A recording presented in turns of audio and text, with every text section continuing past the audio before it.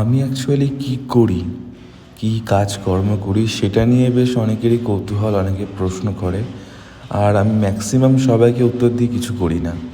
হ্যাঁ, সত্যিই আমি কিছু করি না, করতাম। 2015 পড়াশোনা ছেড়ে চাকরিতে ঢোকা, দেন ওখান থেকেও কাজ না করতে পেরে চলে আসা, আর তারপরে আবার বাড়িতে এসে বসে থাকা, আবার একটা লাইফ ইন্স্যুরেন্স কোম্পানিতে জয়েন করা, সেখান থেকে সেটাও ছেড়ে দেওয়া, আবার একটা টেলিকম কোম্পানিতে সার্ভিস নেওয়া, সেখানে করতে করতে আবার একটা ইঞ্জিনিয়ারিং অফিসে কাজ নেওয়া কেমিক্যাল ডিপার্টমেন্টে। মানে প্রচুর ফেল হয়েছে লাইফে, প্রচুর ফেল হয়েছি।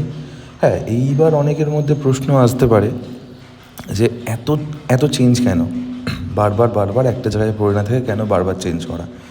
কারণ আমার প্রত্যেকবার